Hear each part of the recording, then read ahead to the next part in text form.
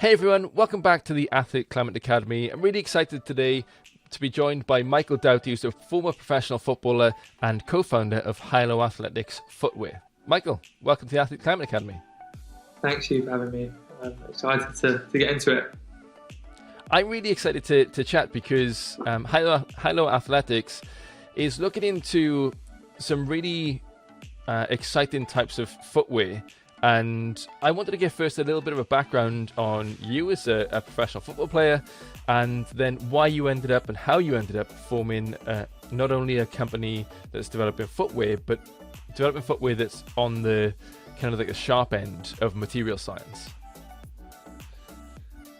Yeah, so where to begin? I think probably the story starts as a professional footballer and going through that journey of being an advocate and a ambassador, I guess, of multiple different brands, whether that was through my own personal sponsorship or through the teams that I was playing for. And I think what I realized is the power of that kind of advocacy and the kind of the tribalism that each of us as sports people feel to the brands that we wear and that essentially represent us and our values. And one day, it was sort of an interesting conversation that I had with my now co-founder, who was my friend at the time. He called me up and he had just been on a run in Hampstead Heath in North London, which is kind of an interesting place because it's one of the few parks I think that I've ever been to that feels very wild for an urban city park. And he said, I've been on this run and it just feels really incongruous. My shoes are falling apart. Everything that I'm wearing feels very synthetic, and I'm in this sort of park in the middle of, nature, but also in the middle of London. And, kind of the brands, the sports sort of apparel and footwear that I'm wearing just doesn't feel that connected to that environment. And this is he's quite an interesting thinker, and obviously that I guess we'll come on to that a bit later on. But I was the only footballer that he knew, and fortunately, and I was certainly the only footballer that he knew that was sort of dabbling in veganism and sort of bought a hybrid car at the time, and this was 3-4 years ago. And he said to me off the back of that, he said, as an athlete, what sports brands do you subscribe to? And just the word subscribe was such an interesting one to me, because it was we are so connected to our sports brands. And when I started to think about it, I was going through this personal kind of journey where I was consuming with kind of more environmental brands, more sort of nature-based brands, but yet in my livelihood, I would sort of switch off from that and become the beast and the sports player and the footballer without much thought about that impact. And I guess off the back of that, we sort of started to really develop this idea that actually there are a lot of mainstream sports athletes, not athletes that are surfing or swimming or stuff like that there's a kind of inherent relationship with the outdoors. There's a lot of other athletes out there that do still feel that connection, but aren't necessarily being served or kind of spoken to by those brands.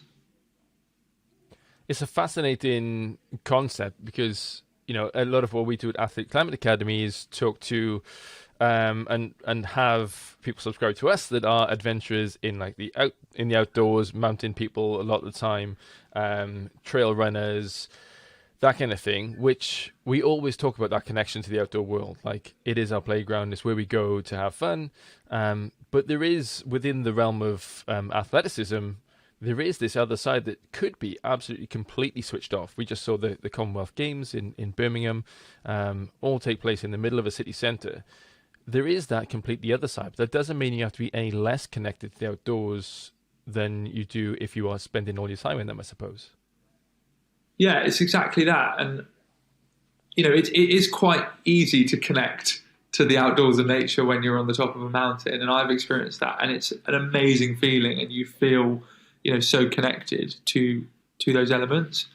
But the real challenge is actually how do you do that, I guess, in the marketplace? How do you do that in the inner city and make people have a respect and a kind of a love for those elements?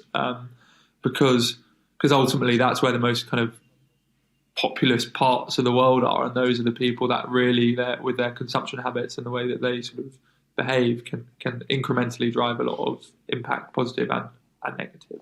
So for us as a brand, like, we want to try and address that audience more and more, because that's where the most amount of people are. So that journey then took you to look at one specific part of all of that, and that's footwear. I suppose that's the thing that carries you to these locations and, you know, carries you around when you are competing. So what did you see as wrong with the current footwear that you had, and what were you trying to address then when you started Hylo? Well, to be totally honest, we kind of came into it with this idea of, we want to build a sportswear brand, or just a sports brand. We didn't have a concept of any product development. We didn't have any idea about supply chain. And we, both Jacob and myself, were just playing around with this idea at a pure brand level, at a pure connection to athletes and the planet level. Then when we started to research, we were like, this space is actually quite oligopolistic. It's owned by sort of 10 brands in the world, really, and they're all enormous brands that have somewhat been disrupted, but have sort of maintained their size and growth over sort of generations.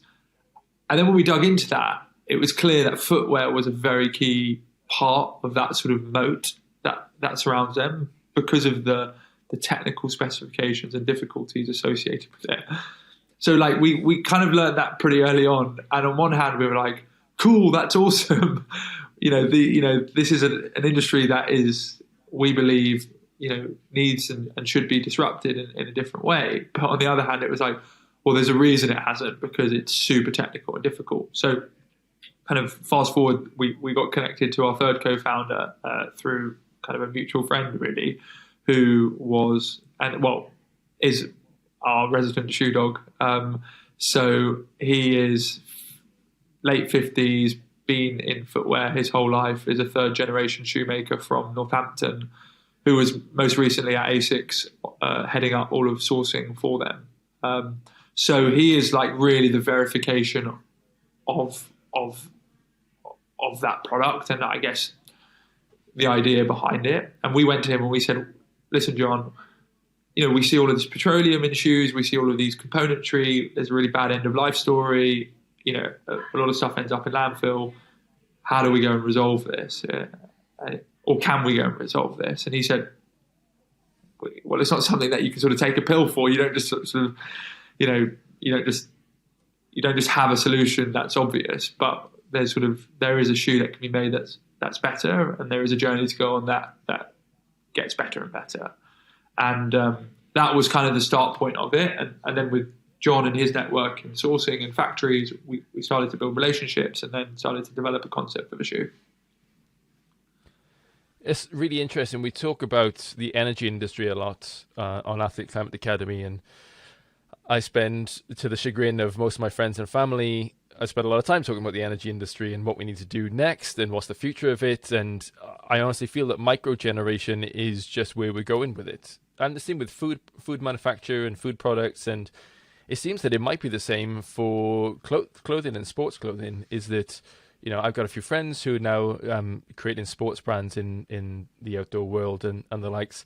And maybe, taking some of those larger companies and disrupting them and having micro producers of micro manufacture of these kind of things might just be it's never going to be a sustainable way or a non-impactful way, but more sustainable, more eco-conscious than if you're just doing it from all one company, I think. So, you looked at the current industry as it was, decided on the thing that you wanted to make.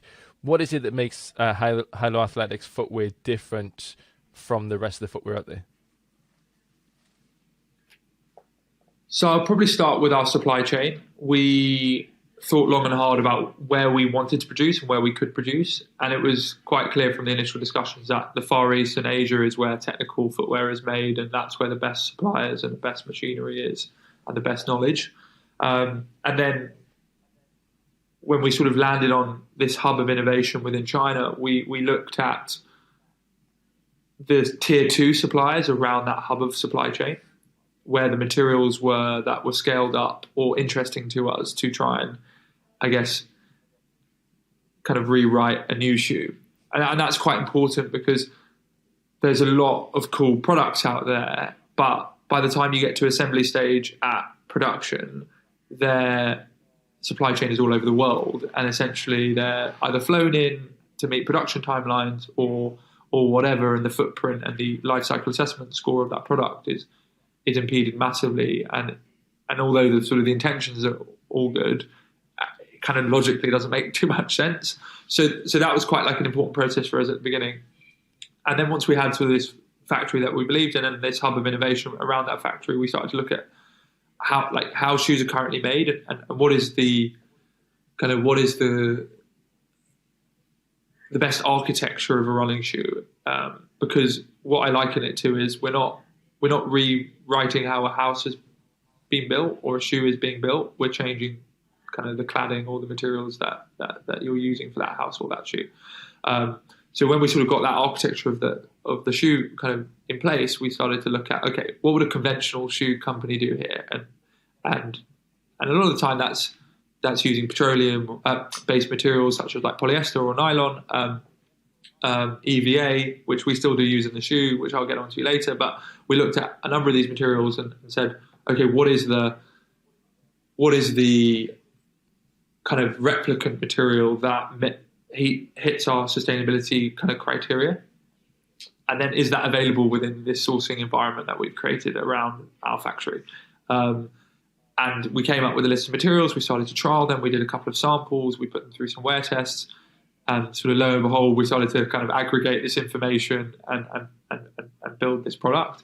But invariably, like everything, you start with one idea of this sort of 100% perfect shoe, but you learn different compromises, and whether that's material availability or scalability, whether that's cost, whether that's performance, durability.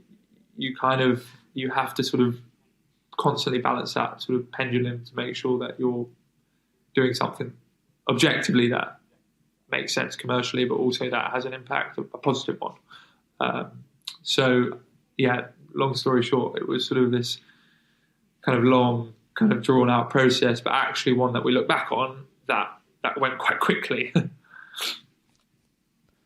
How long did it actually take, that process of thinking about what you wanted to come up with, all the way through to, I mean, you never fully decide, I suppose, because you're always, like you say, making those compromises, but getting to a point where you were comfortable with the future of what you wanted to do?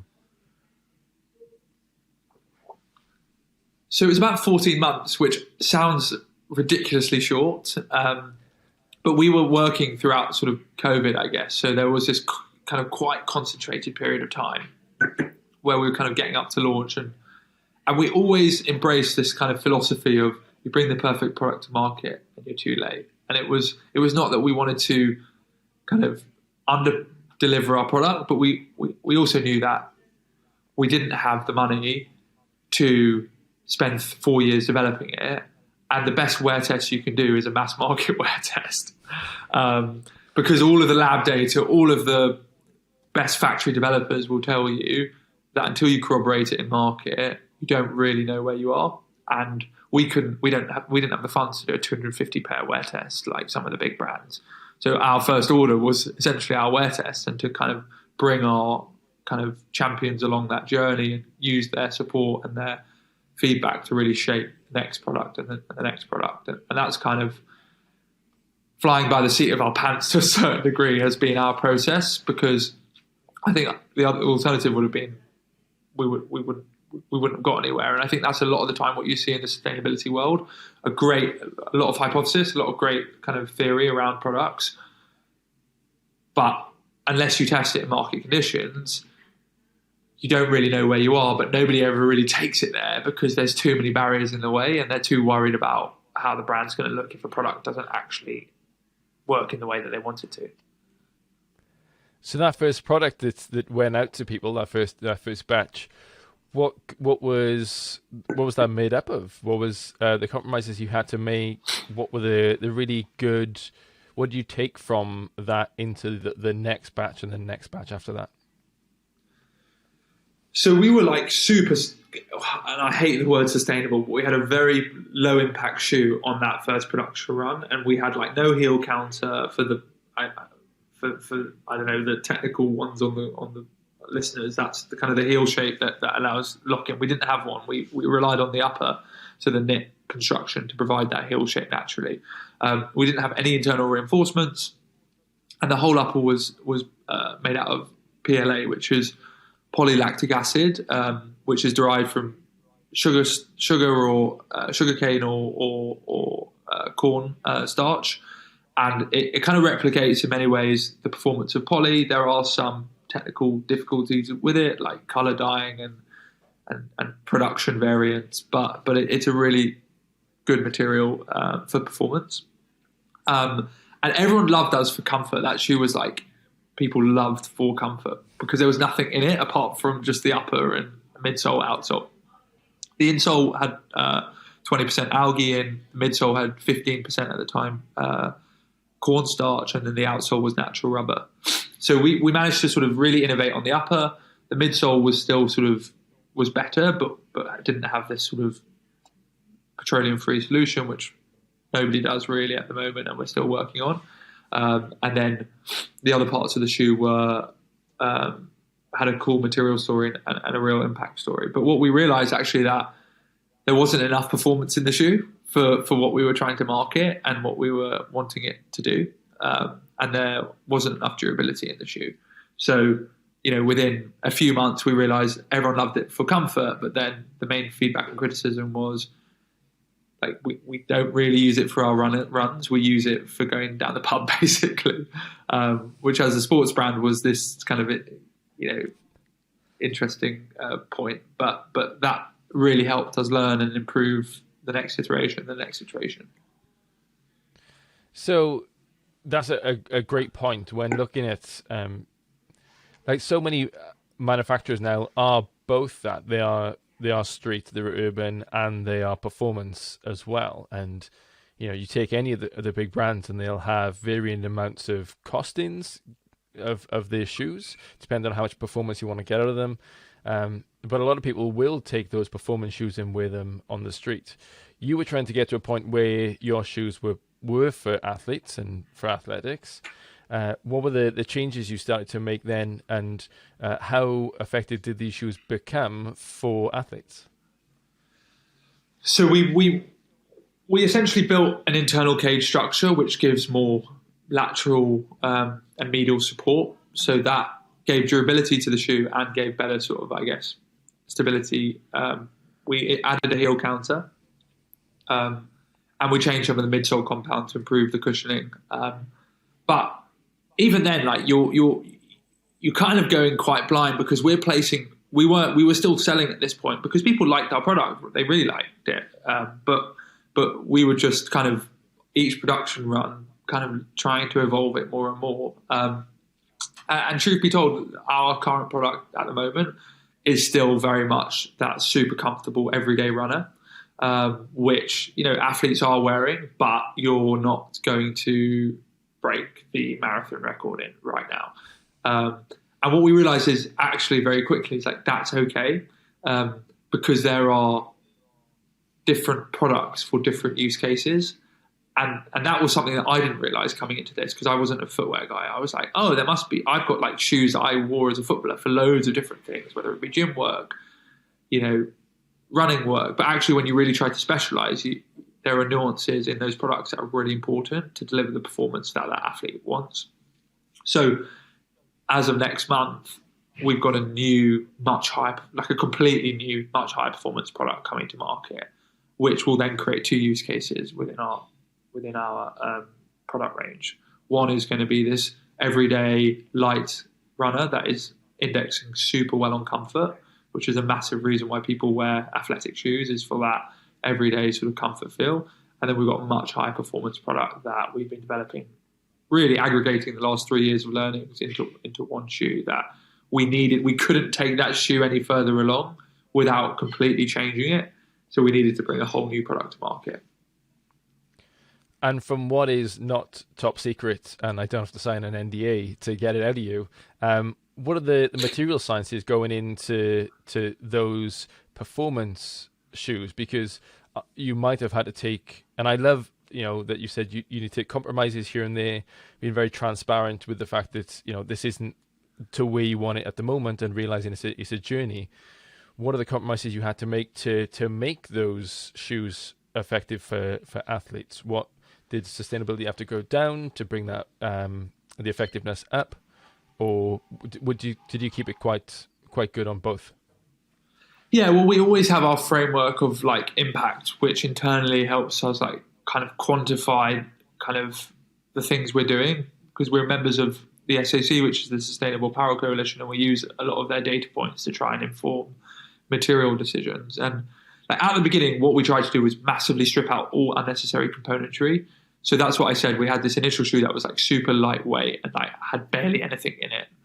But then what we realized is actually like when you want to move laterally or you want to run a bit faster, you need a bit of heel support, or you need medial lateral stability. So we started to add those things in. And then with this new shoe, as we added it in, we were like, people want a bit more cushioning in the heel. So a lot of companies just smash loads of foam in the back of a shoe, which can have pretty toxic sort of issues and end-of-life stuff. So we had to come up with a solution to that, which we kind of spent the last 2 years developing and will be in the new product.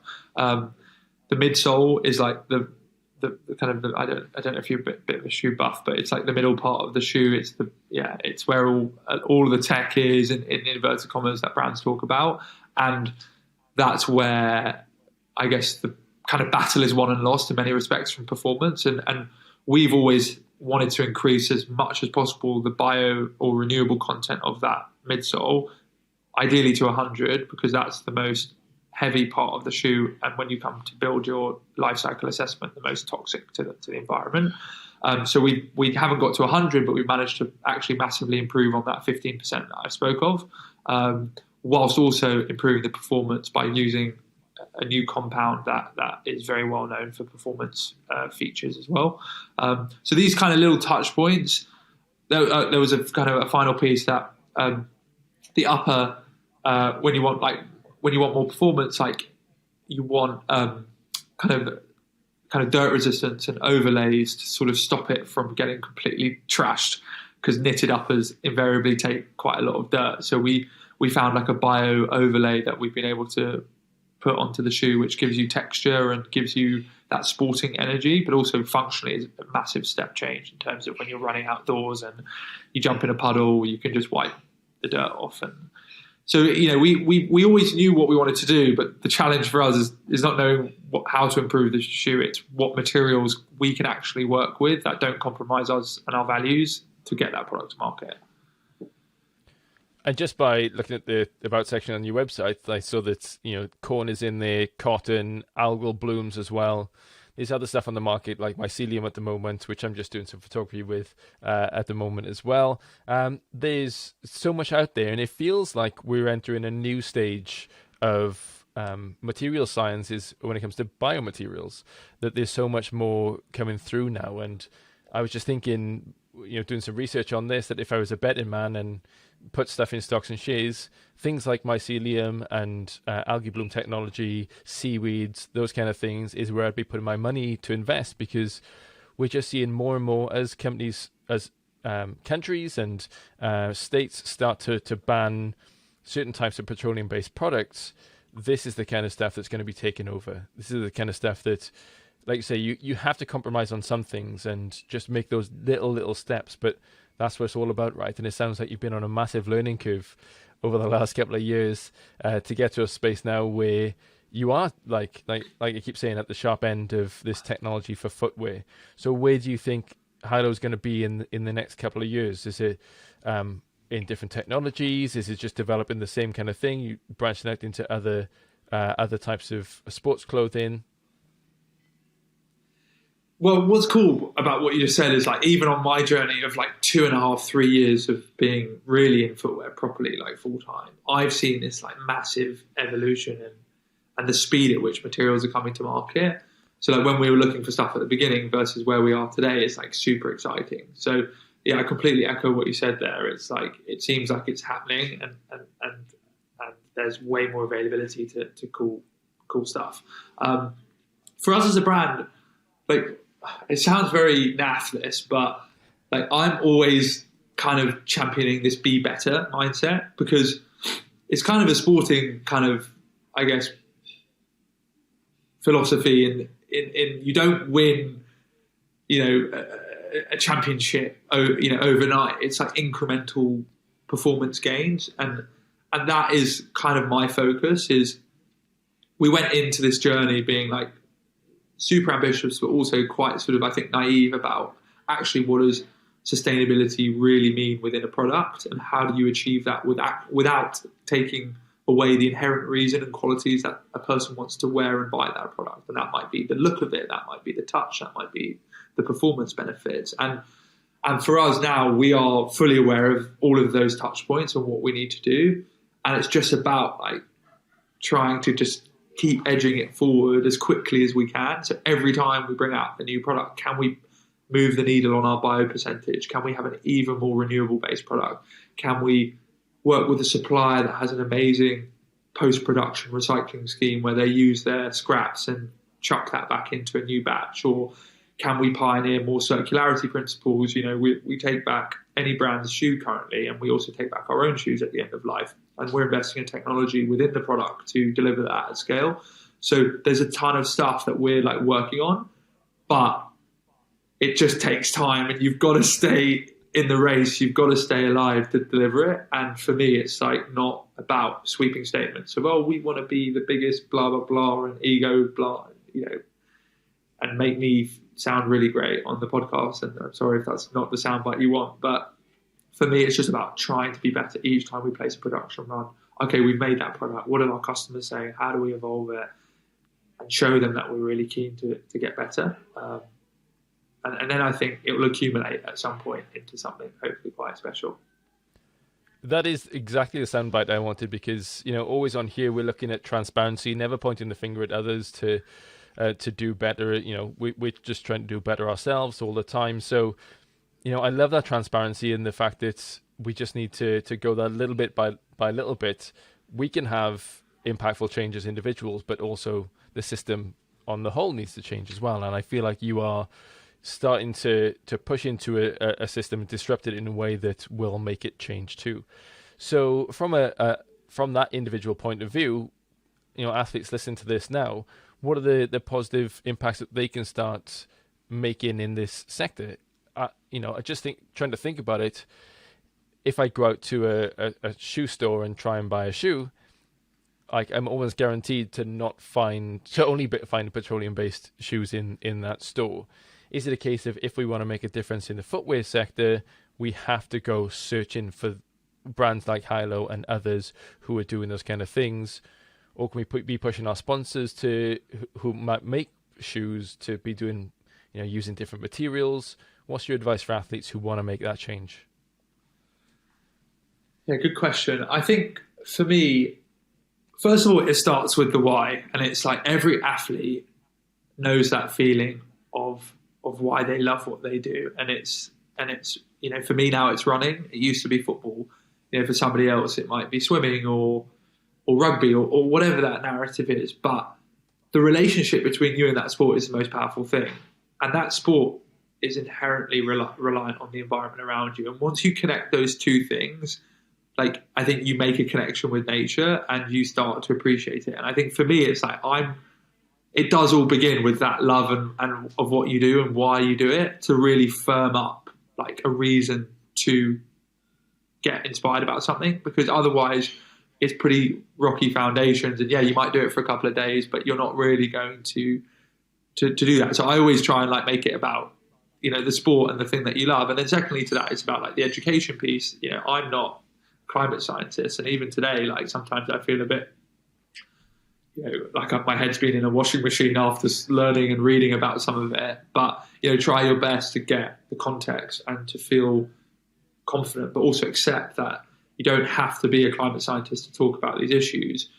You can you can frame it in a way which is very inclusive, which I try to do, which is like, hey, I'm not perfect, but these are the things that I really enjoy or think are important. And I think that education piece still starts to help that confidence around talking about climate issues. And then in terms of like, day-to-day stuff, I really believe in incrementality. Like whether it's you used to buy loads of water for the house and now you get a reusable sort of filter tap and you have a water bottle, or encouraging your club that you train at to do so, or having one more vegetarian meal a week versus meat meal. It's not about binary forces in my head. We have to move quickly, of course, and that's a given, but trying to make those incremental steps. And then in terms of actually what you wear and how you celebrate that, think about what are the brands that represent you. Because when you put them on your chest, you're saying, I'm just doing it, or impossible is nothing, or some of the great lines out there, and check in with whether that's relevant to you. And then once you've been on that discovery, like make a choice about the brand that you want to wear and support. And if that's Hylo, brilliant. If that's somebody else, great.